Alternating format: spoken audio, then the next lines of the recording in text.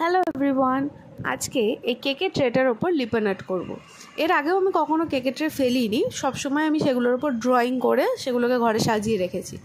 তো যেহেতু আমি প্রথমবার ট্রাই করছি, সেই কারণে আমি বেশি কোনো ডিজাইন করিনি, জাস্ট সিম্পল একটা ফুল আর চারিদিক থেকে একটু বর্ডার করেছি।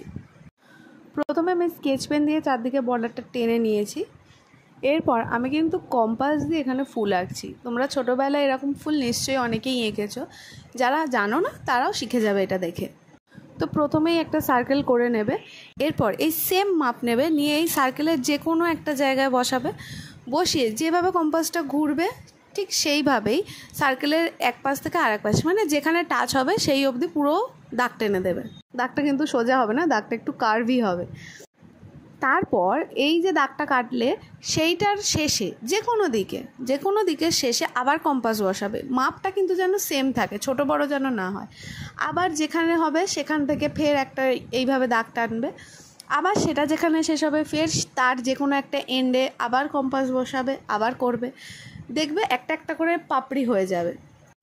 এইভাবে একটা করে দাগ টানবে আর সেই দাগটার যে কোনো একটা মাথায় বসাবে, বসিয়ে আবার টানবে।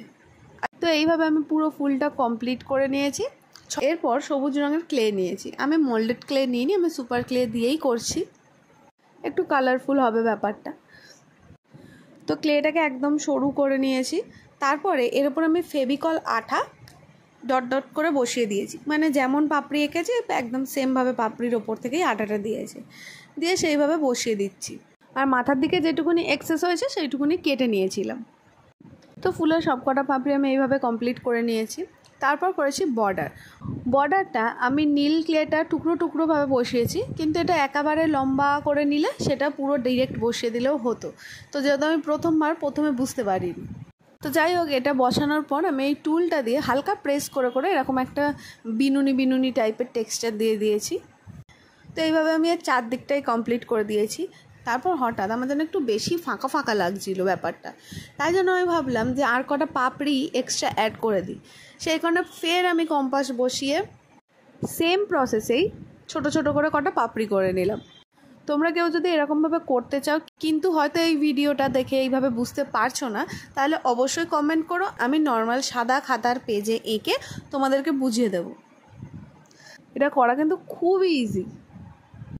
এরপর আমি এইগুলোর ওপর সেমভাবে হলুদ ক্লে বসিয়ে দিচ্ছি। দুটো মাথা জয়েন করার পর আমি হালকা করে কিন্তু একটু আঙুল দিয়ে প্রেস করে দিয়েছি, কারণ এক্সেসটা কাটার পর ওই কাটার দাগটা নতর থেকে যাবে। তো এরপর আসছে আসল গেম চেঞ্জার, মিরর।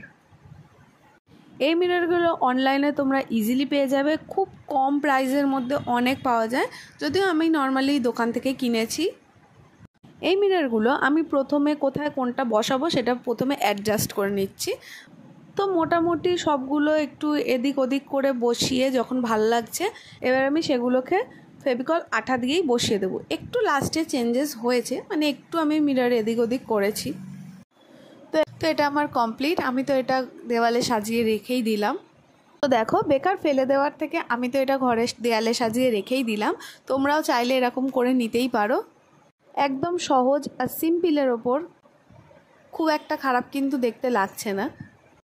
তো তোমাদের কেমন লাগলো অবশ্যই জানিও, আর ভালো লাগলে লাইক, শেয়ার অ্যান্ড সাবস্ক্রাইব।